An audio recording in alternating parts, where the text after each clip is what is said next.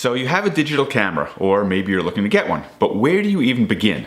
What are the different types of cameras and lenses, and what do all the numbers and settings mean? In this video, I'm going to go through all the things that you need to know to get you started. This video is going to be an overview of many of the things that we'll be covering more in depth on this channel.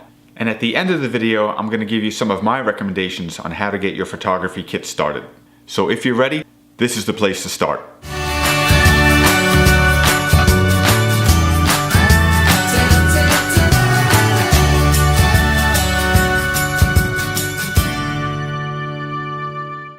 So Bill and I both use DSLRs, but all the things that we talk about here apply to all other camera types as well. So let's take a look at the most popular. The basic camera type, and the one that's most widely used, is the point and shoot.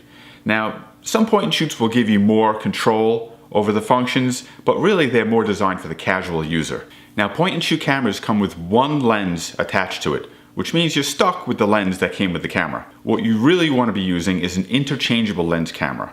Now, these include the classic DSLRs and the increasingly popular mirrorless cameras. An interchangeable lens camera, just like it sounds, means that you can actually take the lenses off and replace them with other lenses. This obviously opens up a world of creativity because there's so many different types of lenses in all different focal lengths and apertures, and we'll get into that stuff later on. Now, the difference between a DSLR and a mirrorless camera is pretty simple. DSLR stands for digital single lens reflex, which just refers to the fact that when you look through your viewfinder, through a series of mirrors, you're actually looking through your lens. And more recently, the mirrorless cameras do away with those mirrors, so when you look through the viewfinder, you're looking at a virtual image. But these two types of cameras work basically the same way. We're going to be talking mostly about DSLRs, and what we talk about there really applies to any type of camera. So with that being said, let's dig in a little bit deeper and find out what these functions mean and how to use your camera. So let's talk about exposure. Now, a properly exposed photograph really depends on what the photographer is trying to achieve. But basically it means that your photograph is neither too dark nor too light.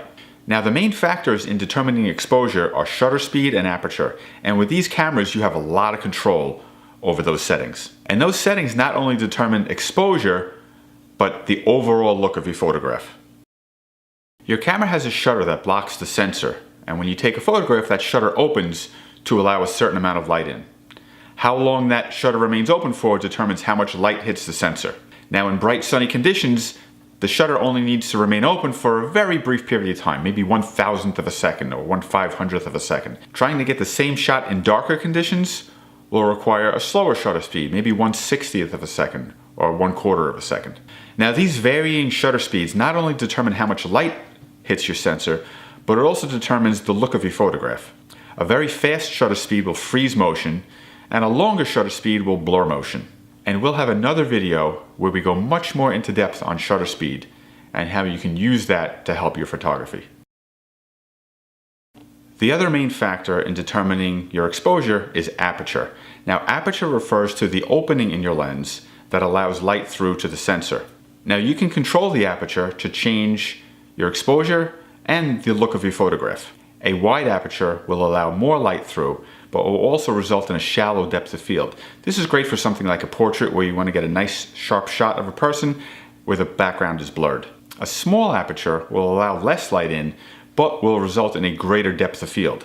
This is great for landscapes when you want to render everything in the picture in sharp focus. Controlling your aperture is a great way to get creative with your photography. Now, aperture is one of my favorite things to talk about, and in another video, we'll go into much greater detail. Now, there is a third factor in your exposure, which is the ISO. Now, the ISO really doesn't have any impact on the creativity or the look of your photograph, but basically it just refers to how sensitive the sensor is to light. So a low ISO like 100 will require more light to properly expose, and a high ISO like 6400 or beyond requires less light to expose properly. Now, the trade-off in being able to expose using less light is that your photograph could end up being very grainy. So for most applications, you want to keep your ISO as low as possible. It's not a very exciting subject, but in another video, we will go more in depth on how to use this and how it affects the look of your photograph.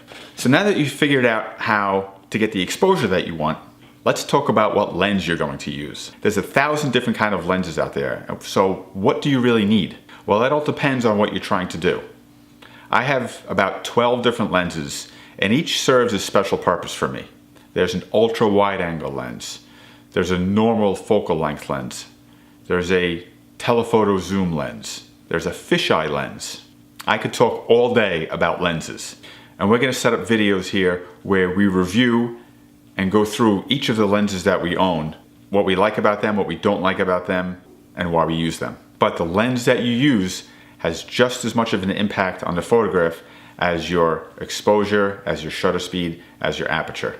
And what else do you need to know? There's so much more that we're going to be going over between tripods, filters, flashes. We'll go through all of the little gadgets that we have in our bags. We're going to bring you a ton of photography tips, and we'll show you some really cool photo hacks that we came up with along the way. So my biggest recommendation when starting to put your photography kit together is start simple.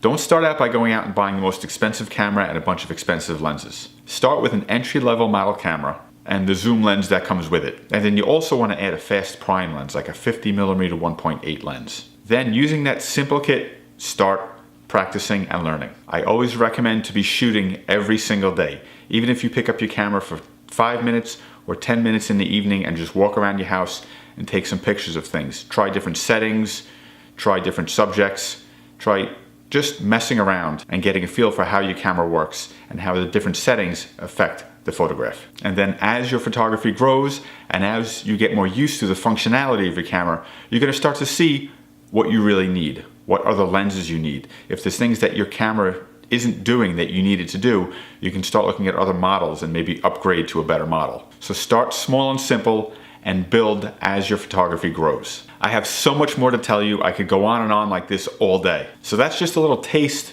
of what we're going to be doing here on this channel. So if you like this video, give it a thumbs up and definitely subscribe, and you'll see each of these new videos covering all the topics we went over in this video. So if you have any questions or comments, or you have any recommendations on stuff you'd like us to do videos about, please post them in the comments below. We love to hear from you. So check back in here and we'll see you in the next video.